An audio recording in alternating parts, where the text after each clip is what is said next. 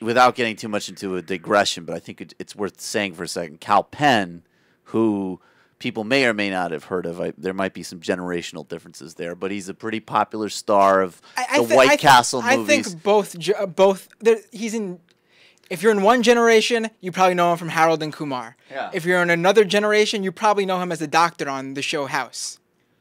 Oh, right, he was on House. So I didn't realize. I'm sure a lot of people. I only know him from Harold and Kumar. Yeah, that's what I like. I haven't seen House, but at any rate, you know, this is a guy who actually spoke out pretty movingly about being profiled at airports one of after the 9/11. One of the Harold and Kumar movies is literally based Harold and on Kumar, racial profiling. Go to Guantanamo Bay. Yeah, it's about them being racially profiled, and So I mean, come on. I just think that the kind of the callousness that gets implemented and rationalized, because those stories are so important, and those stories are not one-offs. Like, I mean, as horrible as choking a kid to death, obviously that's exceptional. Yeah, but I mean, you know, I remember a couple of weeks ago in front of my apartment. I live out, you know, in Brooklyn in a neighborhood that's, you know, it's fine. It's actually it's still a pretty. It's like a there. It's a genuinely, there's a lot of different type of folks in it,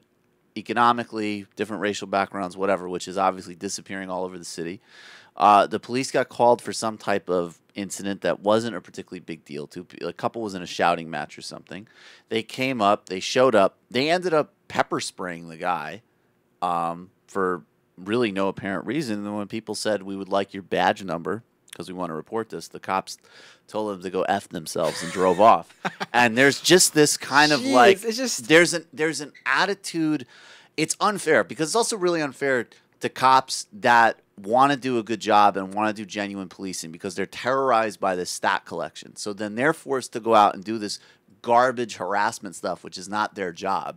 Their actual job and what they want to do is to actually protect the community. And then it empowers this whole their attitude of just like a callous impunity of terror, of just monitoring and harassing certain communities. So it's horrible.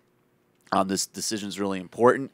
And the mayoral race, if you're in New York, this mayoral race is huge.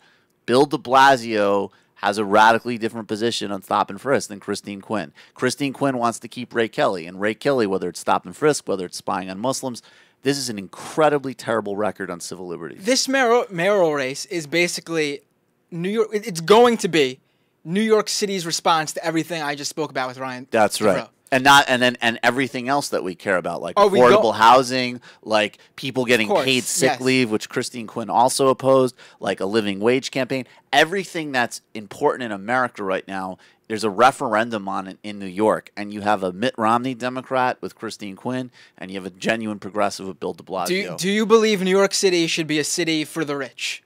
Right. Do you believe that we should do everything possible to make sure the rich feel safe as possible, the rich get the housing they want, the neighborhoods they want? I mean, it really is what it comes down to with this mayoral race. And also, being really clear, we mean in New York context, we're not even talking about the well-off and the affluent. We're talking about a city with maybe people that live here 1 week a year, and live in a high-rise, and they're the ones whose policy is surrounding. That's the whole point of what drives public policy in the city. The guy who lives here for 1 week a year, we're passing policy and laws that benefit them. That's right. And on the things where, you know, Bloomberg's been better, whether it's environment, some public health things, marriage equality, de Blasio is way better on those things too. We don't need a Bloomberg type for one of those. We don't need a Bloomberg for those things. We need everybody who's progressive across the board. And I think that, you know, thank God at least we're starting to have these conversations, because if you've been around, you know, there's been a problem for a long time, and it's finally getting some recognition.